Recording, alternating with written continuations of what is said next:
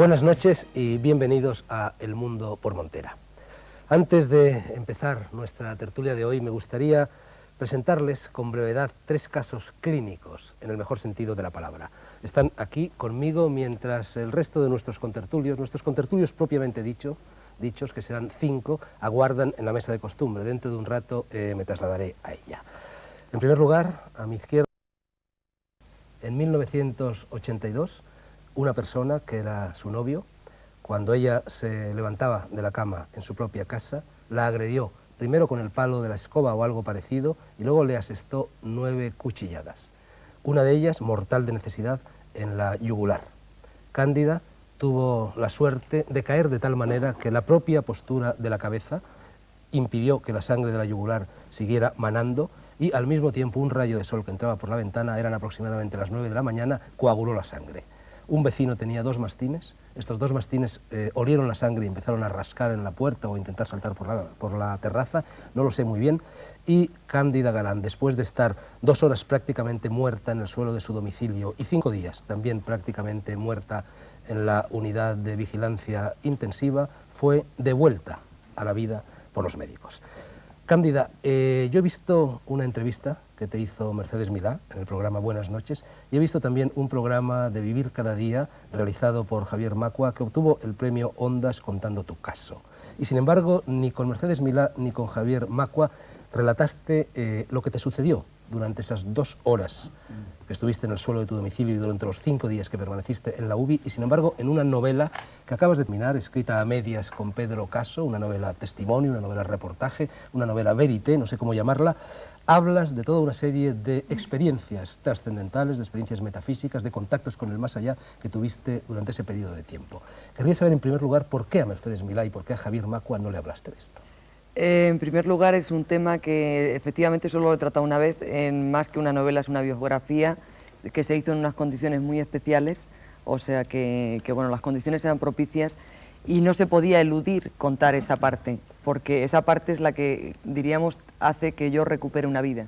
Quiero decir, yo parto de la muerte y desde la muerte organizo una vida que me ha costado 7 años, pero en principio, bueno, el plazo era en 3 años, porque mi mayor problema era que no me había muerto y que estaba condenada a vivir en un lugar donde mi espíritu no tenía sitio.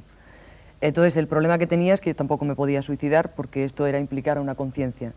Entonces yo tomé la decisión de pactar 3 años, en esos 3 años yo me iba a apañar, ayudada con mi fantasía y con la experiencia de donde venía, para tratar de recuperar las mínimas herramientas necesarias como para vivir dentro de lo que podemos entender por vida. Es un tema que no me gusta hablar y además me siento un poco como con la espada de ahí, porque el tema aislado es muy pobre, porque además partimos de herramientas que no son las necesarias. Quiero decir, para vivir es importante morir, y de hecho la gente que vive sabe la pérdida continua que hay de vida. Es la única manera de seguir viviendo. Para morir hay que morirse mucho más, y para ir a la otra vida hay que estar muerto. Entonces el lenguaje que vamos a utilizar es la palabra, y la palabra es sagrada y más para una actriz, pero no deja de ser una herramienta muy pobre porque estamos desde la vida. Tú durante todo ese tiempo en el que estuviste clínicamente muerta, entrabas y salías de tu cuerpo, o mejor dicho, tu alma entraba y salía de tu cuerpo. Hay una parte, en el libro que por el tercer ojo, por la glándula pineal. Yo estuve 3 horas, afortunadamente, sin ser atendida, y la primera experiencia, a pesar de tener 25 años, es que mi vida parecía un fracaso, pero sí estaba lista para una cosa bastante seria, que era morir. Quiero decir, estaba en disponibilidad para morir. Quiero decir, o sea, la agresión era tan clara, eran 9 agujeros en el cuello, la yugular cortada, la médula seccionada, por lo cual el término de pedir auxilio era imposible, porque la voz se reproduce arriba, tratar de moverme era imposible por la médula. Entonces estuve 3 horas sin ser molestada y con bastante disponibilidad para entregarme a la experiencia. Durante estas 3 horas yo fui observando cómo iba perdiendo la vida, o sea, cómo mis funciones se iban desconectando. Las salidas, efectivamente, como tú bien dices, normalmente eran, diríamos, por el tercer ojo. La primera cosa, que en eso ya además he contactado con otra gente, que se suele perder al perder la vida, es la vista, porque se abre otra visión. Y la última es el oído, o sea, la percepción del oído, uno puede estar oyendo y estar muy muerto. Entonces de ahí, bueno, pues aterrizó un vecino, ya prácticamente era un cadáver porque las moscas habían Por favor, polulado. Cándida, perdona que te interrumpa. Dejemos al vecino, Sí. dejemos No, tu dejamos lucha al vecino, por volver entonces, a apoderarte de pero tu hay cuerpo. 3 horas. ¿Qué es lo que viste? Entonces, es que hay que especificar, porque yo estuve 21 días en coma en una unidad de cuidados intensivos, aunque yo considero que estuve 30 de la situación, pero las dos situaciones son diferentes. En la una hay una libertad de un cuerpo, o sea, que deja de funcionar.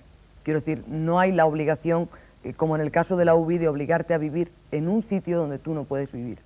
Entonces la experiencia es diferente. La primera es una experiencia de libertad, que podríamos decir, o sea, hablábamos de que la vida es el aliento o la palabra.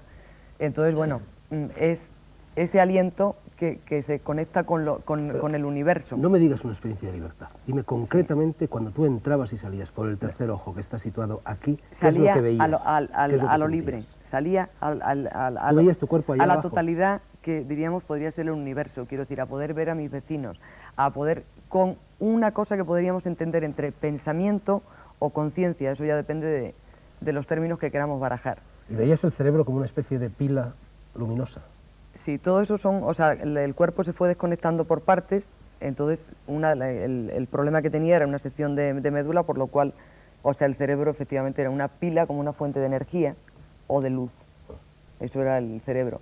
Pero el tema voy a tratar de hacer una generalidad. Ese es un término de 3 horas, donde además era bastante dulce, porque es por pérdida de sangre.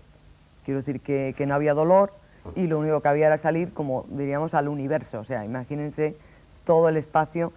De ahí entro a un hospital, hacen una operación urgente, hay unas horas que están en blanco, y a partir de ahí sí hay más complicaciones y empiezo ya a estar muy limitada, a tratar de bajar, diríamos, como en una espiral, Pero donde tú en esa espiral... ibas y venías. Iba en y ese periodo venía. de la vida a la muerte. Sí. Incluso utilizas en el libro que has escrito la expresión de que era como si un ascensor se descolgara por un túnel.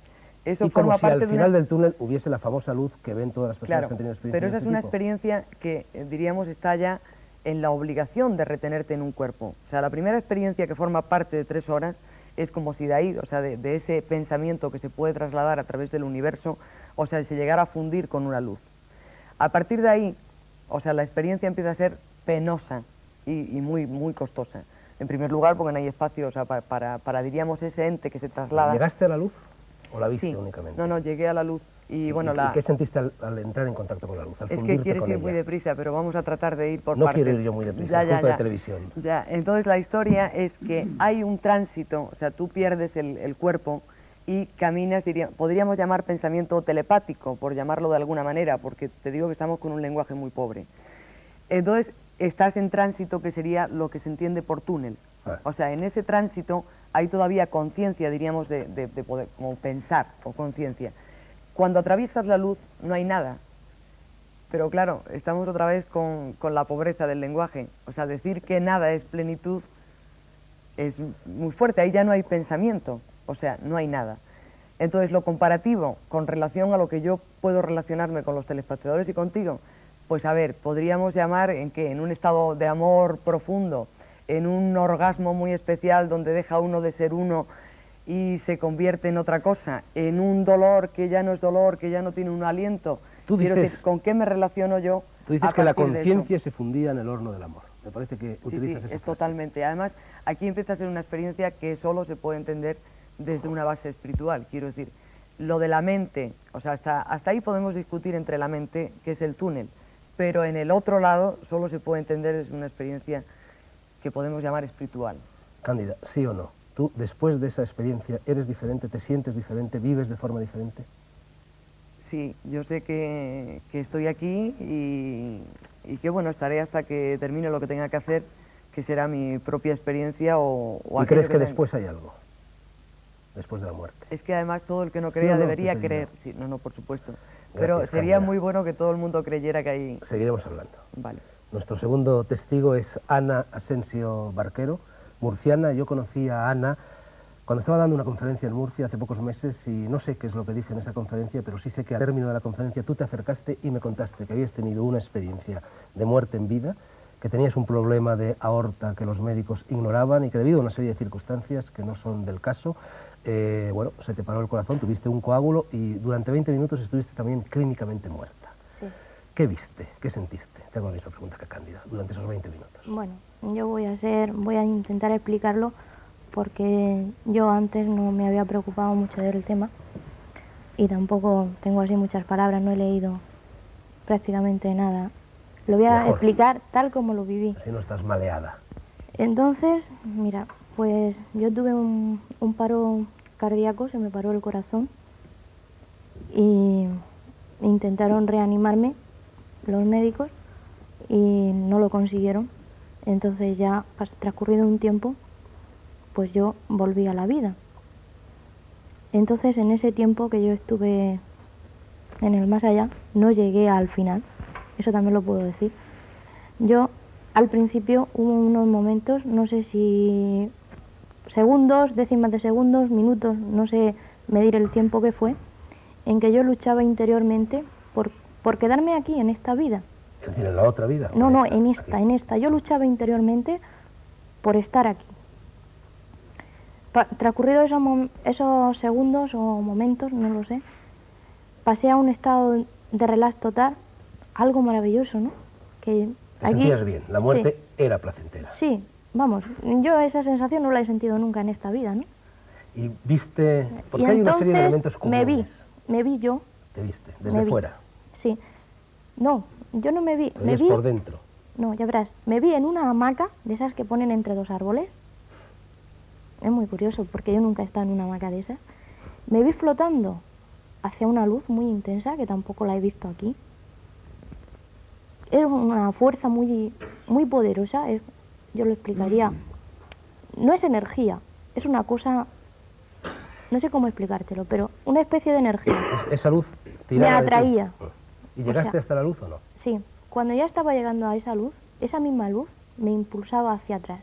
Me dijo una voz muy dulce, tampoco he oído a nadie hablar así nunca, me dijo que tenía que volver. Vuelve a la vida, algo así. Y entonces volviste. Y entonces fui descendiendo, pero también lentamente, o sea, me vi toda de blanco, la hamaca blanca. Descendías con pena. Sí, Querías quedarte allí. sí, Viste rostros, seres, personas. no vi rostros, no vi seres, además que la luz esa, es posible que fuese que tuviera una imagen, pero era como una nube, no era una imagen así muy clara, de donde salió la voz.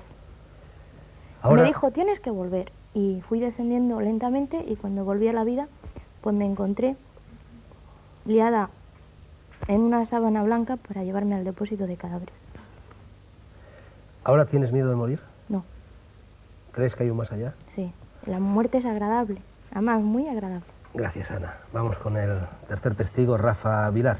Rafa Vilar, que es un antiguo amigo mío, hace pocos meses estaba en su casa de Ibiza, una casita en el campo. Estaba, creo que, echado en la cama con tu mujer. No sé si estabas dormido o despierto y de repente te moriste. O algo muy parecido a la muerte. ¿Qué sucedió? Bueno, yo difiero con mis compañeras porque, como decías tú al principio, lo mío no ha sido clínico ni voluntario, ha sido más bien espontáneo, que me ha tocado porque me tenía que tocar. De alguna manera ha influido a lo mejor de un hermano que tengo muerto y entonces pues yo estaba en la cama fumando y leyendo un cigarro, leyendo una revista y al dormirme pues empecé a notar como un cosquillo que iba subiéndome y como que todo me empezaba a dar vueltas. De repente empecé a notar que ya no estaba, o sea, yo estaba encima de la habitación, me veía mi cuerpo, a mi mujer que estaba al lado y a mi hija, que yo estaba unido por, no es un cordón, es más bien como energía, o sea, lo nuestro, el espíritu es energía. Nosotros aquí tenemos dos cuerpos, un cuerpo astral y un cuerpo físico. De eso hablaremos enseguida con los contertulios. Entonces, pues yo veía no es el cordón, es eso, la energía. A mi mujer la veía con la energía que le rodea a ella, yo me veía sin energía, dado que yo estaba allá encima. Y entonces, pues, yo recorrí, pues, mis vidas, no sé si eran las otras vidas o reencarnaciones que he tenido, anteriores o posteriores a esta vida. Tú sí viste gente. Yo vi a mi Y hermano, hablaste con estuve ella. hablando con mi hermano, con una prima mía que estaba muerta, unos amigos. Incluso con una persona que, por lo visto, había tenido Había tenido un un accidente accidente aquí en Madrid, en la calle de Costa Rica. O... de Concha Espina. De Concha Espina. En Concha Espina. Sí, un señor rubio, con el pelo rizado. Y entonces llegamos a una situación tan elevada que veíamos otra vez como una puerta, o sea, debería ser un nivel mucho, mucho superior. que esta persona pues me estaba contando que es que había tenido un accidente y entonces él penetró a ese siguiente nivel y a mí me pararon, me dijeron, no es tu momento, tienes que regresar. Entonces al regresar, dado que pues mi mujer o algo así me tocó, y entonces te crea un shock, y entonces cuando regresé otra vez al cuerpo, y entonces pues yo digo, me estoy muriendo, digo, yo desperté a mi mujer, digo, vámonos de aquí. ¿Te fuiste al hospital? Me fui al hospital, digo, oye, me estoy muriendo, digo, aquí ocurre algo porque no puede ser, digo, yo me estaba viendo allá abajo, te estaba viendo a ti como estabas durmiendo, que lo que hacías, que te has movido, me has despertado, y yo me estoy muriendo, entonces que me creó un shock, y fui al hospital, en el hospital me dieron un Valium, y dice, no, te se ha fumado algo.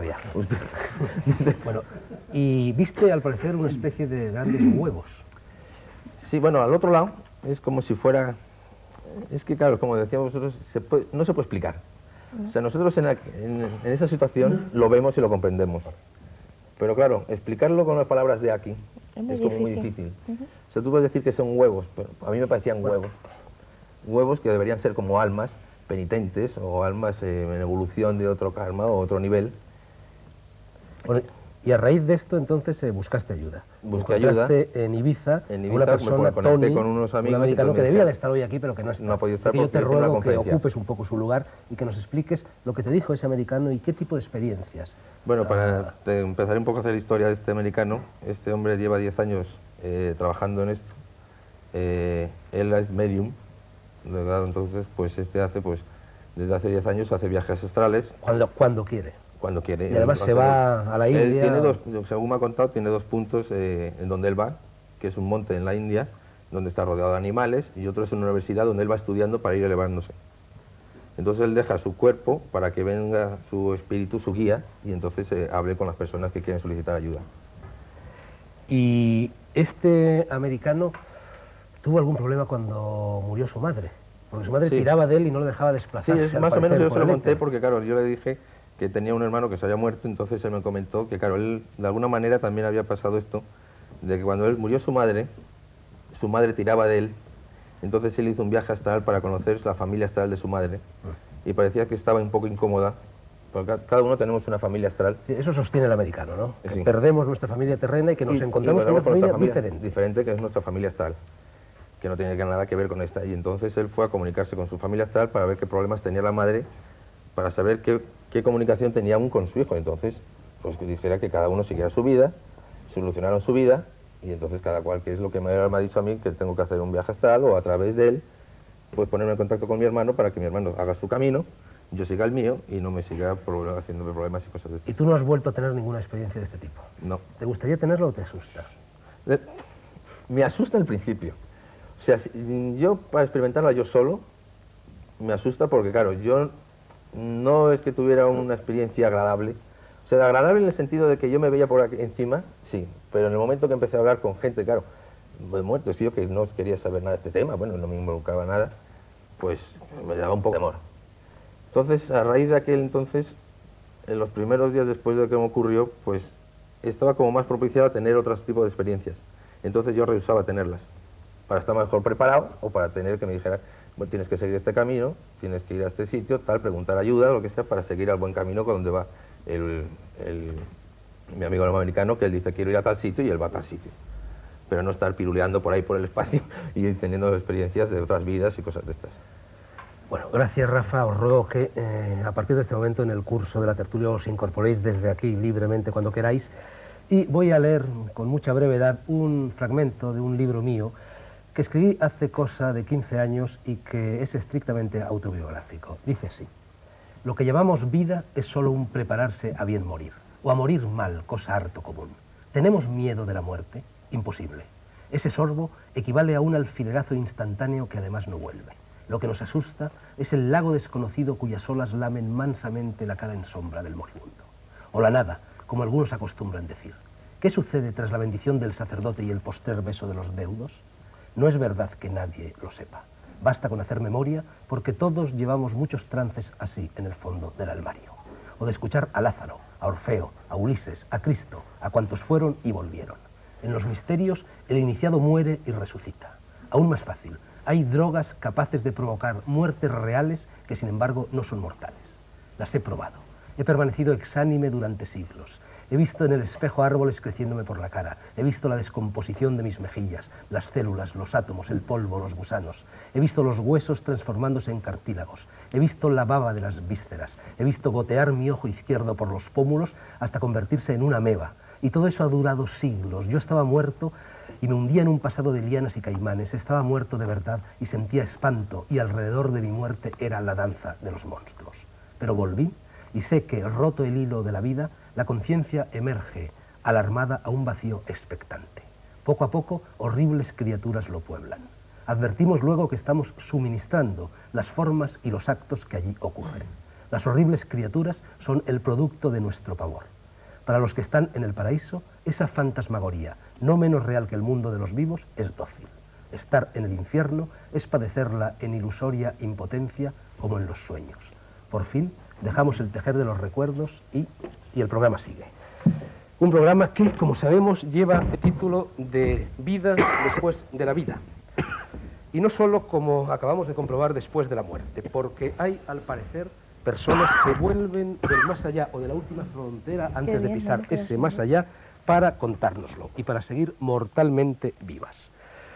Nuestra tertulia de hoy en realidad hubiera debido llamarse Vida en paralelo a la vida, o mejor aún, sobre la inmortalidad del alma. Para hablar de todo esto y de lo que hemos escuchado, tenemos, ya lo he dicho, 5 contertulios, además, por supuesto, de Rafa, Cándida y Ana, que se incorporarán a la conversación desde sus butacas. Vamos a hablar, en primer lugar, con el padre Pilón, jesuita, parapsicólogo muy conocido en España, continuo organizador y animador de cursos y de conferencias relacionadas con la parapsicología, profesor de la Universidad de Comillas, profesor de ética general y moral del trabajo social y también de deontología de la enfermería. Padre Pilón, ¿qué es, desde el punto de vista científico o paracientífico, es decir, parapsicológico, lo que acabamos de escuchar? ¿Y qué es un aura? ¿Y qué es un desprendimiento de aura? Te pido un diagnóstico. Muy bien. Pues lo que vamos a escuchar es lo que pudiéramos llamar una proyección extracorpórea, o clarividencia viajera, desdoblamiento, que se produce según las experiencias de quienes lo han vivido y de quienes han investigado en estos temas. Hay una especie de desprendimiento de algo, de alguno de los elementos constitutivos de la compleja estructura psicosomática o psicológica del ser humano. Hay algo que parece que se desprende y que tiene estas experiencias, la más curiosa, la extracorpórea, de poderse contemplar generalmente en una posición de escorzo, desde una altura, y el trasladarse a otras dimensiones. La experiencia de Rafael es de alguna manera espontánea, pero que puede ser incluso provocada, podría ser desdoblamiento. Viaje astral propiamente tiene una diferencia, y es que cuando el viaje astral es a unas regiones o unas zonas, unos niveles, pudiéramos llamar cósmicos, hoy por hoy desconocidos. La gran dificultad que ha quedado muy clara, y los tres que han expuesto sus respectivos casos lo han expuesto, es la inefabilidad. Tropezamos con que no hay palabras, porque no hay términos de comparación, no tenemos expresión, es una cuestión de tipo semántico, para expresar, y nos tenemos que refugiar en la limitación idiomática de las palabras que cada uno tenemos. Ahora esto, pues en un nivel distinto, sería una confirmación o un elemento que diríamos de apoyatura experiencial de lo que en otro nivel, el nivel de creencia, hemos hablado de inmortalidad del alma, de vida, post-mortem, etc. Pero lo que pasa es que, claro, las interpretaciones pueden ser varias.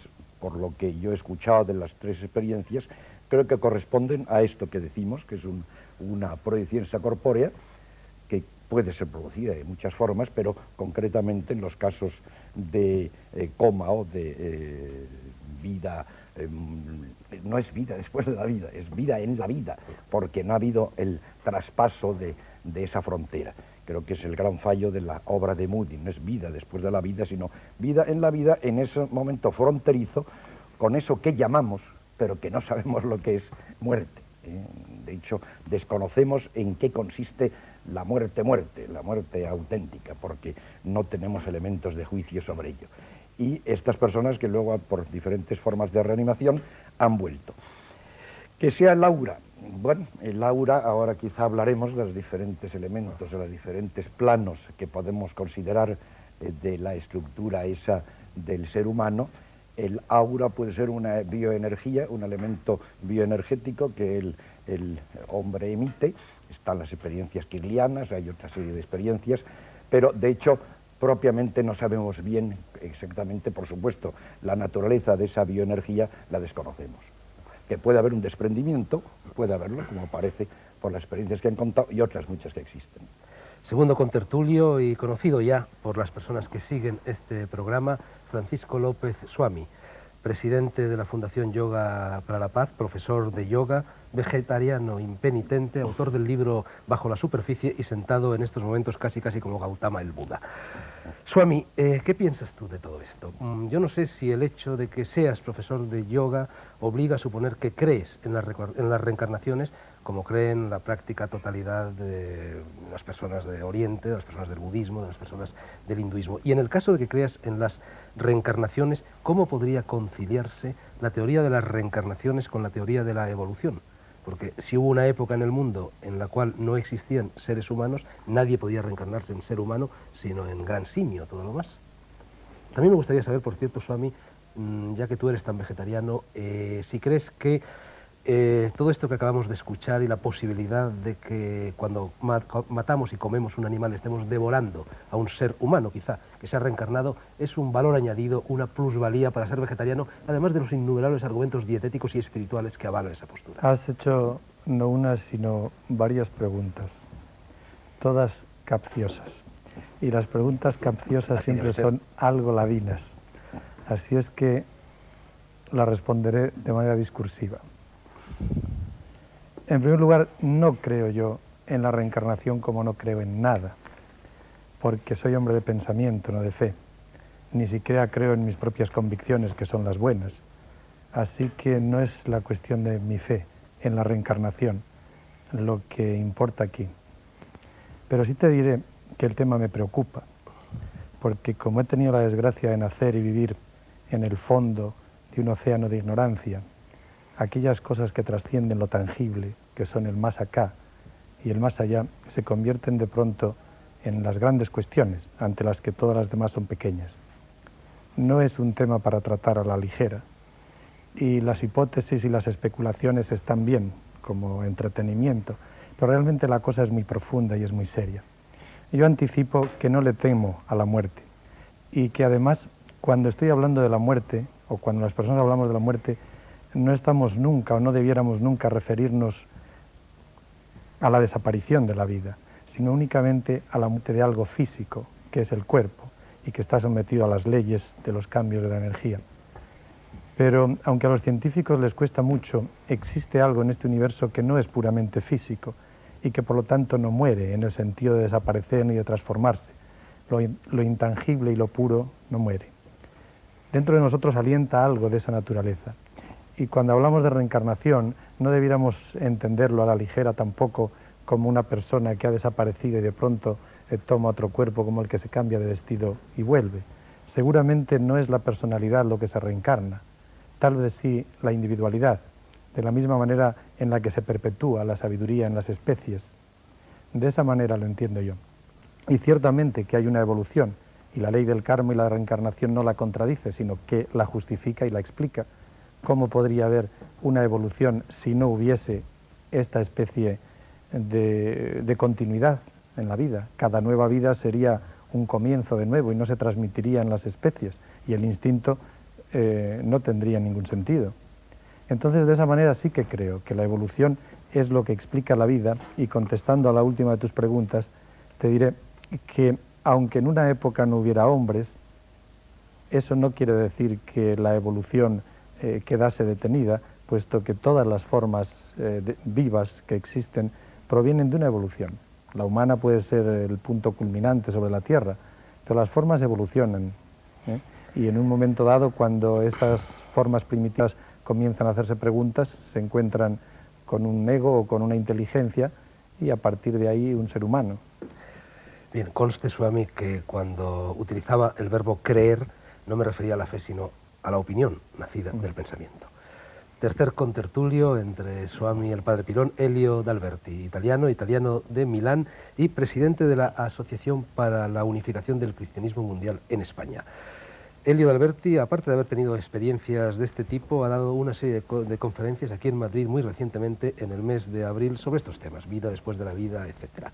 Elio, yo leyendo todos estos libros y estudiando este asunto, me ha llamado la atención comprobar cómo todo lo que se cuenta, tanto las personas que han tenido experiencias de este tipo como los autores de libros que no las han tenido, coinciden con lo que de pequeños en el catecismo nos decían. Hay un ángel de la guardia, hay 7 cielos, como decían los gnósticos, hay purgatorio, hay limbo, es decir, todo ese lenguaje que parecía más bien creado pues para casi como fábulas infantiles, es el que utilizan también los científicos o los paracientíficos que se ocupan de este asunto. Es así, todas las religiones y también las conclusiones a las que ha llegado la parapsicología coinciden en esta versión del más allá. Sí. Sí, porque si nosotros estudiamos todos los libros o las enseñanzas religiosas, y si queremos mirar la Biblia, en la realidad, si leemos la Biblia desde un punto de vista de la parapsicología, nosotros podemos encontrar muchos hombres psíquicos, ¿no? Da ejemplo, Moisés, en el Antiguo Testamento, oía voces, tenía escritura automática. Entonces, podemos ver que en la realidad, no solo Moisés, los profetas, también, ejemplo, Jesús, San Pablo. Jesús, pero yo pienso que de los hombres psíquicos era el más grande, ¿no? Ahora, no solo estando en el campo de la religión, pero también en la filosofía. Y nosotros vemos también Pitágoras era un grande psíquico. También él, como hemos oído, no tenía capacidad de palabra para expresar las experiencias espirituales que él tenía. Entonces ha desarrollado un discurso geométrico, ¿no? La famosa matemática que nos ha enseñado a él. Y vivía Sócrates, Platón, todo era gente psíquica. Y si nosotros miramos también Santa Teresa de Ávila, era una grande medium. Entonces, en la realidad, decimos, el mundo angélico también es una realidad, este ángel de la guardia. Porque Dios, cuando ha creado, crea antes el mundo espiritual. Porque Dios es un espíritu puro. Entonces, crea el mundo angélico. Luego, cuando empieza a crear, no empieza con el hombre, porque el hombre es la creación última, la obra maestra de Dios.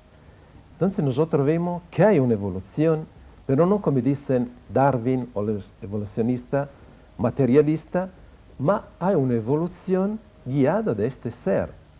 Entonces vemos que se empieza de una partícula que sirve para formar átomos, moléculas, tenemos el mineral, luego pasamos al vegetal, al animal y por fin el hombre.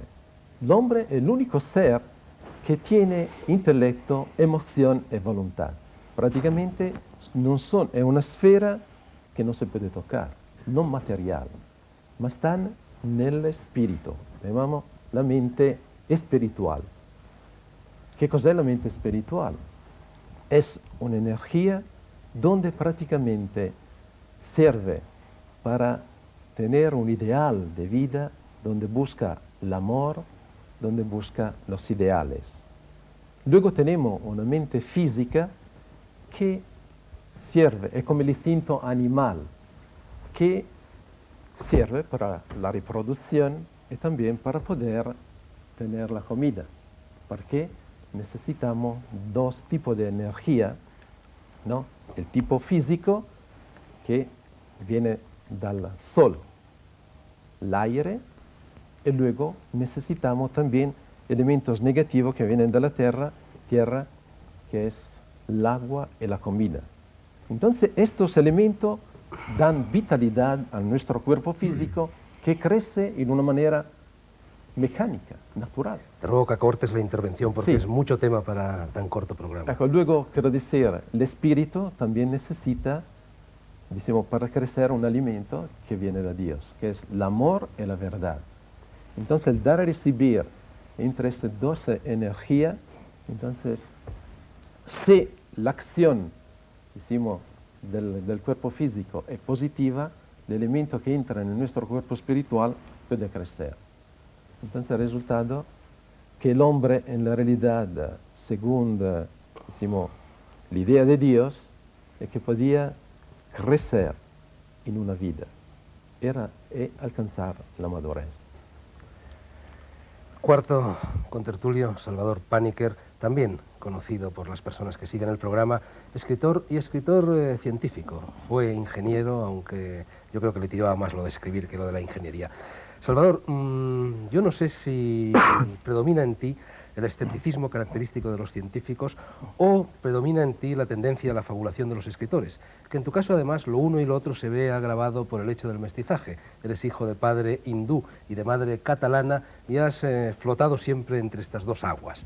Y quizá como europeo y occidental tiendes a escuchar todas estas cosas que se están diciendo aquí pues como tonterías, y quizá como hindú y como escritor, en cambio, te las tomas en serio. Yo querría conocer tu opinión y también querría saber qué opinas acerca de esa fractura entre filosofía y ciencia que se produjo sobre todo en el siglo XIX y que creo yo que es la que ha provocado el hecho de que en Occidente este tipo de temas todavía se consideren con escepticismo, aunque están cambiando bastante las cosas. Stephen Hawking, sin ir más lejos, está volviendo a unir la filosofía con la ciencia. No, respecto a lo último, es evidente que hoy día se va a una cierta reconciliación de filosofía y ciencia, que de hecho nunca han estado tampoco tan separadas como se dice, ¿no? Lo que sucede es que la ciencia era tan arrogante, al final del siglo pasado se decía que estaba todo, se sabía todo, solo había dos pequeñas excepciones, que era la radiación del cuerpo negro y la constancia de la velocidad de la luz. Pero dice, el día que se sepa esto ya lo tendremos todo dominado. Claro, de estas dos pequeñas excepciones ha nacido la teoría de la relatividad y la física cuántica, que han arruinado precisamente todo el antiguo edificio. O sea que ha habido un ataque de modestia y de relativismo en la propia ciencia, y ha habido muchos científicos que, paradójicamente, han descubierto una conciencia cósmica o incluso mística. Bueno, yo he publicado como editor, que también soy en la editorial Kairos, escritos místicos de Einstein, de Planck, de Eddington, de Jeans, de Schrödinger, de Bohr, de los más grandes. O sea que en ese sentido hay una cierta reconciliación. Ahora, yo debo decir que a medida que oía hablar a mis contertulios me estaba poniendo bastante nervioso, efectivamente, porque efectivamente yo estoy en una mezcla. Te lo notaba. Y entonces yo, evidentemente, no me puedo tomar en serio, quiero decir, no me puedo tomar en serio muchas de las cosas que aquí se han dicho. Es decir, yo no negaré en absoluto que lo que han descrito las personas que has puesto tú testimonialmente son lo que se llama, han tenido estados alterados de conciencia, evidentemente, qué duda cabe. Ahora, lo que después nos lo han explicado con tanta carga de interpretación, uno porque se lo ha enseñado un gurú americano, el otro porque ha leído otras cosas, otro por lo que sea, que, claro, yo creo que lo que puede haber sido esta experiencia pura, ya ellas mismas o ellos mismos no saben muy bien lo que ha sido. El hecho es que incluso filosóficamente nunca hay experiencia sin interpretación. Hay siempre una interpretación porque no hay experiencia sin un cierto lenguaje. No, para eso estamos aquí, para interpretar. Claro, por eso estamos aquí. Claro, entonces yo sería efectivamente muy escéptico y tampoco me convence que ahora se monte toda una escolástica sobre estos estados y sobre todas las cosas que más o menos hay una tradición, efectivamente, la tradición hermética que tanto te atrae y todo esto, pero que no dejan de ser metáforas. Yo creo que precisamente lo que está equivocado cuando decimos la vida después de la vida es el adverbio después, porque si cuando termina precisamente la ciencia nos ha demostrado que todo lo que vemos, la percepción ordinaria, es efectivamente una construcción convencional, lo que llamamos estado normal de conciencia es un estado convencional y los otros existen con tanto criterio, con tanto derecho como estos, eso es absolutamente cierto, y que ahí fuera solo hay una especie de vibraciones y que nosotros el cerebro las reconstruye a lo mejor holográficamente y construye un universo convencional que creemos en nuestra ingenuidad que es el real. Eso es efectivamente que no es así. Ahora, trasponer esto, primero, después del morir, lo que hacemos es salir del espacio-tiempo, por lo tanto, volver a inventar unos antropomorfismos para este misterio mucho más absoluto, a mí no me parece serio. No me parece serio porque, a menos que lo tomemos como unas metáforas, o como una página muy bella como tú has leído, que tú has escrito. Esto es literatura, en el buen sentido de la palabra, no lo digo peyorativamente. La literatura también tiene intuiciones. ¿Y qué duda cabe que se esconden unas intuiciones reales sobre esto? ¿Qué duda cabe de que yo mismo he tenido unas ciertas vivencias? Ahora, quiero decir con esto, y con esto resumo, para no alargarme demasiado, que científicamente no nos autoriza absolutamente nada a hablar de una alma separada, de unos ángeles, de todas estas cosas que son metáforas históricamente condicionadas, lenguajes que han servido incluso muchísimas veces como mecanismos de defensa para la gente que tenía miedo de morirse y que por lo tanto han sido recursos culturales, bueno, pues superestructuras. Freud ya decía que todos en nuestro inconsciente nos creemos inmortales.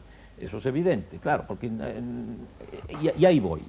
En cambio, la experiencia, por lo tanto, científica no nos autoriza a decir nada. La experiencia mística, que es lo que a mí más me interesa, y en ese sentido me reconozco hindú, y yo mismo he escrito y he publicado, porque siempre una de mis obsesiones ha sido que no hagamos misticismo de baratija, que no degrademos estas cosas. Por eso me ha gustado cuando el Swami ha dicho que esto de la reencarnación, cuidado, yo también digo lo mismo. Es decir, ¿qué es la esencia de la experiencia mística?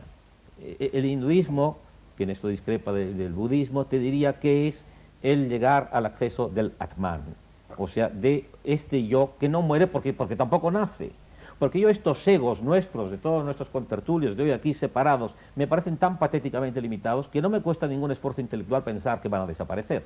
Ahora, cuando uno ha tenido alguna vez una experiencia, llamémosle trascendente, en lo que, y quizá estas personas que han tenido esos estados de conciencia extraña que nos han hablado antes, han alcanzado un vislumbrar esto, lo que uno percibe es una cierta incompatibilidad, digamos absoluta, entre el yo, con mayúscula, y el no ser. Y eso es cierto.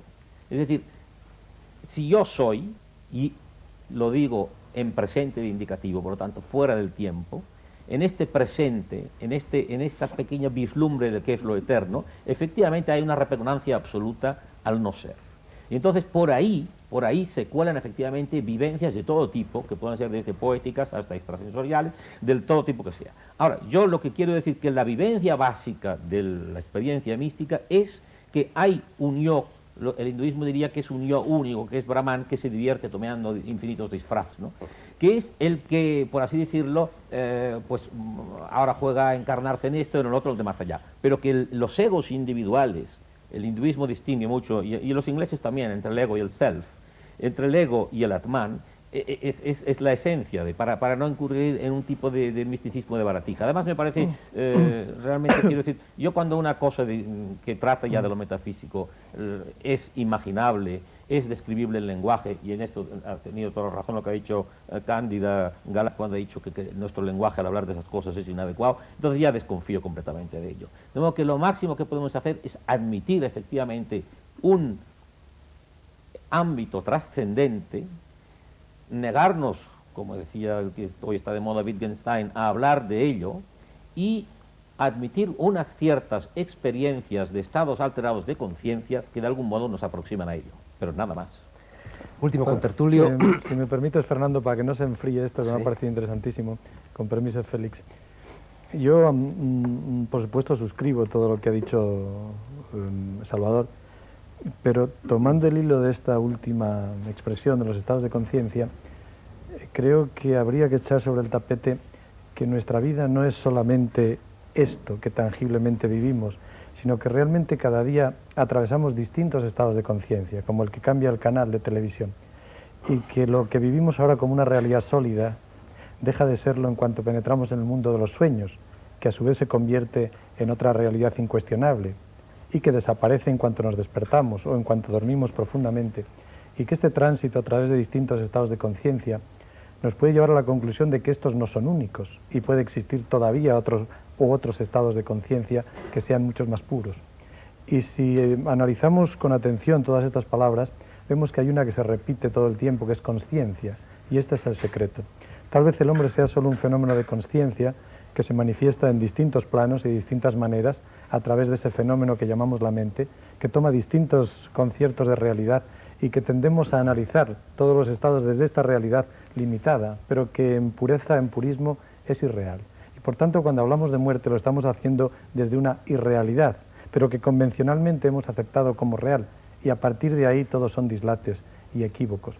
Por tanto, quien analice que cada noche se muere un poco y que morirse no es desaparecer, sino entrar en otros estados de conciencia, tal vez le pierda un poco el miedo a la muerte. Y luego continuaremos porque no quiero robar más tiempo. Vamos a ver lo que nos dice nuestro último contertulio, Félix Gracia, que ya estuvo aquí en el programa dedicado precisamente a las ciencias ocultas, que es un hombre de empresa, pero un hombre de empresa que con el seudónimo de Juan Gascón acaba de publicar en la revista Más Allá 3 interesantísimos, al menos desde mi punto de vista, artículos sobre lo que nos espera después de la muerte. Yo querría que con mucha brevedad, sé que es difícil, Félix, nos pusieras aquí encima la raspa de la sardina de tus artículos para que pudiéramos discutir sobre tus hipótesis. Tú dices que hay 4 niveles: el físico, el vital, el astral y el mental. Arranca de ahí y cuéntanos todo. La humanidad prácticamente desde el principio ha considerado que el ser humano era un ser muy complejo, formado por más elementos de los que se podrían sintetizar en una parte física y una parte espiritual. Hay algo más. Y prácticamente todas las culturas, tanto de Oriente como de Occidente, han hecho un reconocimiento de esa complejidad del ser. Fíjate que la cultura egipcia, por ejemplo, reconocía en la persona, en el ser humano, 3 cuerpos, el Ak, el Ba y el Ka.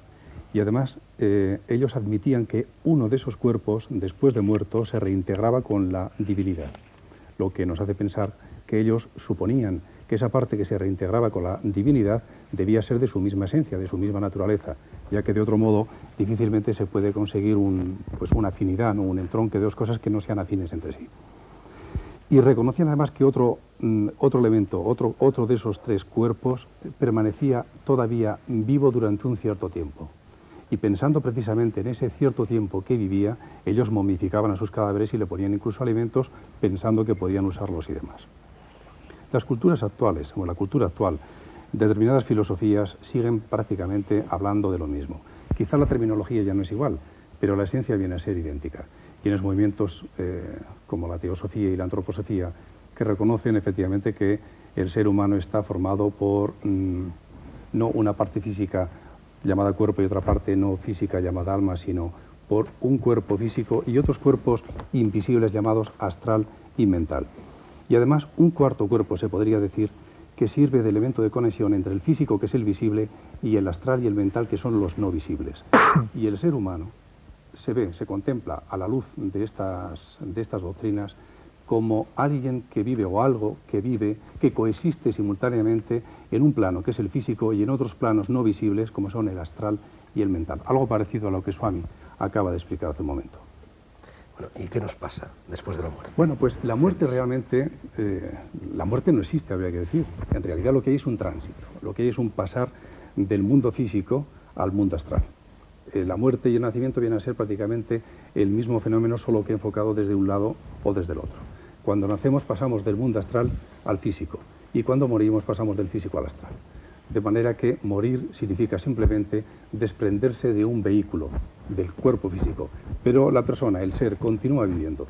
Y de hecho en todas las experiencias que se recogen, no de posmuerte, de postmortem, como ocurre con los libros estos de Moody, sino porque son experiencias efectivamente llevadas a cabo, vividas en la vida, pues recogen más o menos esta visión. El cuerpo, o sea, el personaje se contempla fuera de su propio cuerpo. Félix, ¿es cierto que se ha comprobado científicamente que un ser vivo, en el momento de expirar, precisamente en ese momento pierde peso? Bueno, esto mira, a principios de siglo, y creo que más o menos fue por el año 1909, a principios de siglo, hubo un científico eminente, el profesor McDougall, que trabajaba en el Hospital General de Massachusetts, y él realizó experimentos, primero lo hizo con animalitos, en unas básculas especiales diseñadas al efecto, y él comprobó que indefectiblemente en todos los casos, cuando el animalito expiraba, indefectiblemente perdía de una manera instantánea peso, naturalmente, un peso muy pequeño, pero que se podía cuantificar.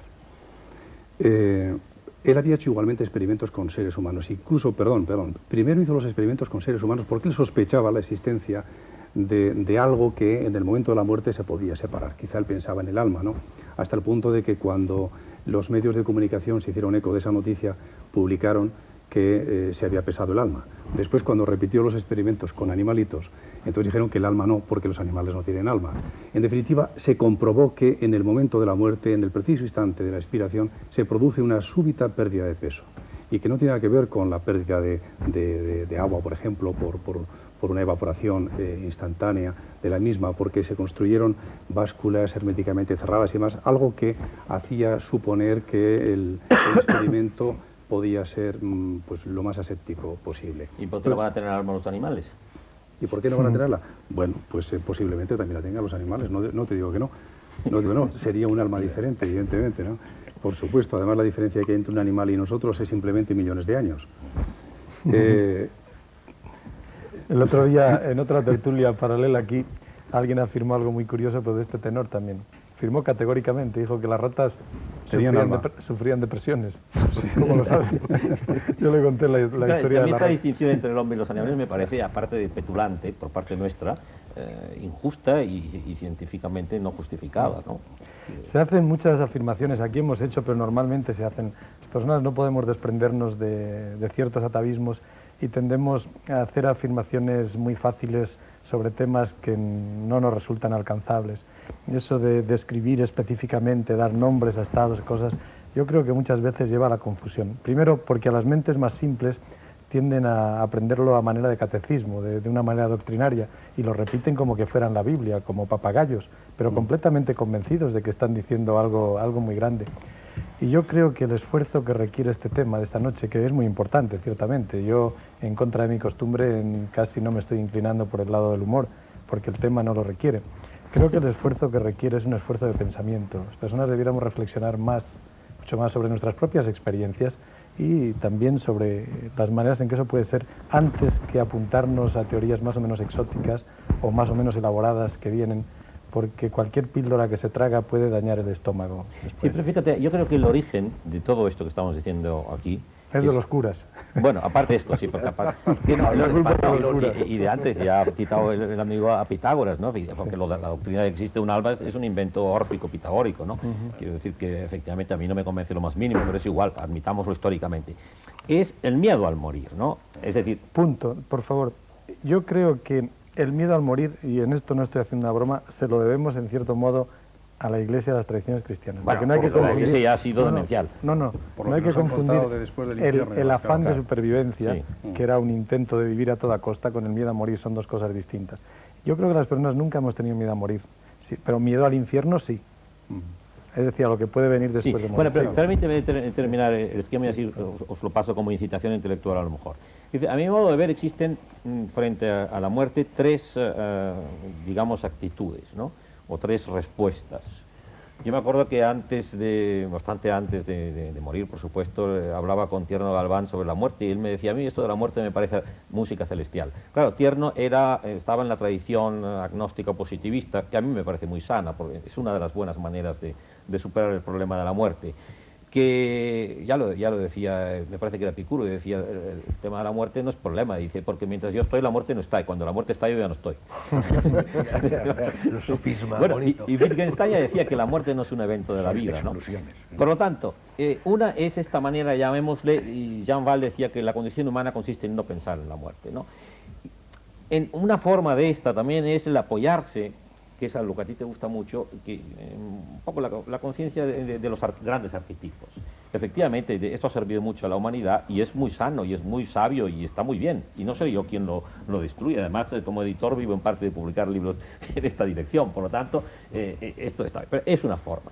Otra forma... ¿Te refieres a las religiones? Eso es, sí, que no dejan de ser como... podríamos también calificar mecanismos de defensa. Son mecanismos de defensa frente a esta ansiedad por el no ser, ¿no? Y esta ansiedad antropomórfica, históricamente condicionada, bueno, pues hace grandes edificios, incluso edificios culturales, o incluso mecanismos de agresividad, muchas cosas hay que son lo que el psicoanalista Otto Rank llamaba la represión de la muerte, que decía él que era la represión básica, más que la represión sexual. Bien. Digamos que esto entra en la categoría de la... Ahora, hay otro punto, que es el que yo insisto, y con esto puedo estar un poco justificada mi presencia aquí, en eso estaría de acuerdo quizá con vosotros, en lo demás creo que no. ¿qué es lo que yo llamaría la postura mística? Pero hay muchas clases de mística, porque hay una mística intramundana, el señor que se entrega completamente a una causa y vive el presente intensamente. Es aquello que le preguntaron me parece que era al jesuita Estanislao de Borja. Francisco de Borja. No, San Francisco, no, de Cosca, perdón. Que dije, oh, padre, si usted ahora dentro de un segundo estaba el hombre corriendo por el campo, y le dijeran que iba a morir, ¿qué haría? Dije, seguiría corriendo, ¿no? San von Bermans. Exacto. Sí, bueno, pues uno de estos dijo esto y me parece correctísimo. Si estás volcado en el presente, la angustia del morir no existe. Y entonces, ¿qué es el estar volcado en el presente? Pues eso es una actitud totalmente mística, ¿no? O sea, que la mística es trascender este ego. O sea, la muerte es una catástrofe para el ego. Si nos identificamos con el ego, no tenemos más que obtener una postura histérica, como la que se suele tener en Occidente frente a la muerte, o bien buscar mitos de consolación, que son más o menos los que esta noche se han establecido aquí.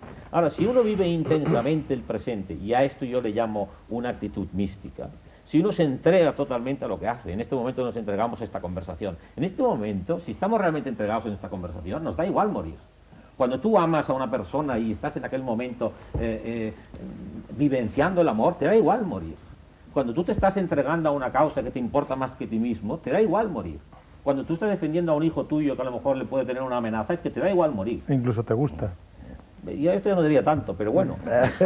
Bueno, Salvador, es curioso que hayas salido a relucir el nombre de Tierno Galván, porque precisamente la revista en la que Juan Gascón, o Félix Gracia, publica sus artículos, ha lanzado al mercado también una cinta magnetofónica con la voz, con la presunta voz de Tierno Galván, hablando desde ultratumba. Yo no sé si a ti, como experto en psicofonías, te merece algún crédito. No, es que primero no es una psicofonía, es un estado de trance, supuesto que haya trance de el hermano Pedro, que a quien conozco muy bien, pero en fin, yo no quiero entrar en el tema.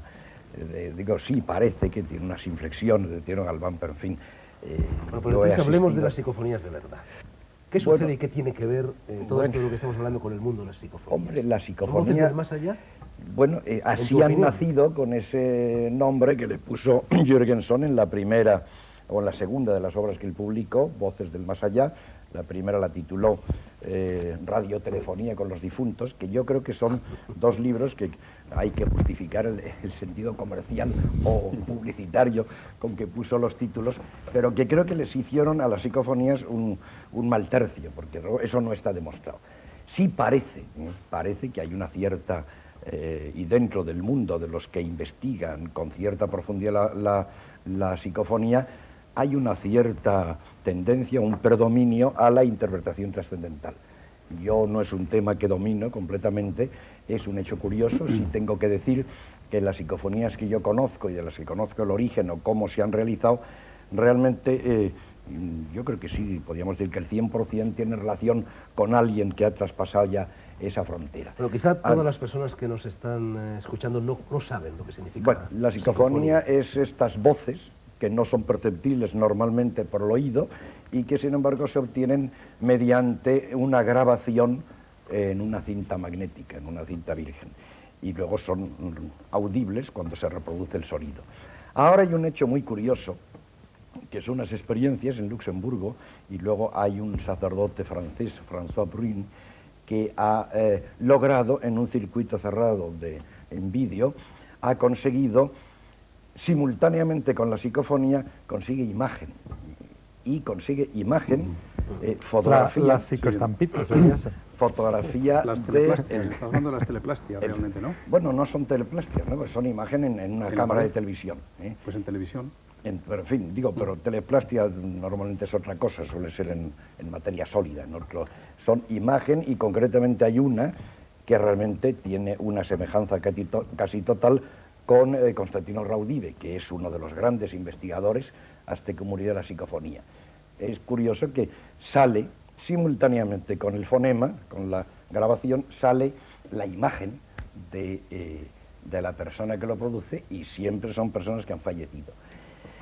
Claro, esto, como decía Salvador, realmente son cosas, las interpretaciones son muchísimas y tropezamos con toda esa dificultad de saber realmente de todo lo que trasciende, por su propio nombre nos está indicando que es algo que de lo que nosotros a nivel experiencial, a nivel científico, no tenemos nada que decir, porque trasciende esa misma realidad. ¿Tú tienes Ahora, algo? No, perdona, sí. sí parece que hay una apoyatura, como decía yo antes, una, bueno, confirmación dentro de una interpretación concreta, que puede haber otras, porque de la misma psicofonía puede haber interpretaciones meramente naturales. Parece que cada día se van abandonando más, pero puede haberlas. ¿Tú admites la psicofonía, Salvador, o te parece una invención? No, yo realmente de no... de los fabricantes de magnetófonos. No, tanto como esto, no, porque no estoy de acuerdo, pero me inclinaría absolutamente a encontrar una explicación natural, claro está. Félix, en lo que tú haces mucho hincapié en tus artículos. Tú vamos a prescindir ahora de si es verdad o no es verdad todo lo que tú cuentas en ellos, pero en cualquier caso, bueno, lo que es evidente es que todas las personas que han estado en coma profundo, todas las personas que han tenido encefalograma plano, todas las personas que han estado en muerte clínica y que han vuelto para contarlo, coinciden en una serie de puntos. Y esto no nos viene solo desde el territorio de la mística, sino también desde el territorio de la ciencia. La luz negra, es decir, el túnel, la luz al final, la sensación de plenitud, de felicidad, etc. Bueno, tú sostienes, y en general casi todos los autores, que hay un periodo de tiempo, desde que el cuerpo físico muere hasta que ese presunto cuerpo astral o lo que sea se desprende del cuerpo cortando el cordón plateado, en fin, no cortándolo, siempre volvemos a lo de la inefabilidad, bueno, que transcurre generalmente 3 días, que depende de las personas. Esto lo dice también el Bardo Todol, lo dice el Dalai Lama, en fin, se dice en todos los rincones de la Tierra. Entonces, ¿qué sucede con esas disposiciones legales que obligan a enterrar a una persona antes de que hayan transcurrido, yo no conozco las disposiciones, en fin, 24 o 48 horas? ¿Qué sucede con el aborto? ¿Qué sucede con la eutanasia? ¿Qué sucede con los trasplantes? ¿Qué sucede con los suicidios? ¿Qué sucede con las muertes repentinas? ¿Qué sucede con las cremaciones? ¿Qué sucede con todo eso? Estamos desequilibrando la armonía entre el microcosmos y el macrocosmos con este tipo de manipulaciones, también las manipulaciones genéticas. Seguramente, seguramente. De todos modos, antes ha quedado sin decir una cosa, o me he quedado sin decir una cosa, que era la muerte realmente, o cómo se produce la muerte. La muerte, en definitiva, es la separación entre el cuerpo físico y esos otros cuerpos que no son visibles, que llamábamos el astral y el mental. Y esa separación puede tardar en producirse, la separación definitiva puede tardar en producirse unas horas, incluso unos días, porque entre los cuerpos no visibles y el físico hay un elemento de conexión, un elemento de comunicación que antes Rafael, cuando nos contaba su experiencia de desdoblamiento astral, pues él mismo dice que veía, no era un cordón, pero era algo que se parecía, era una especie de madera.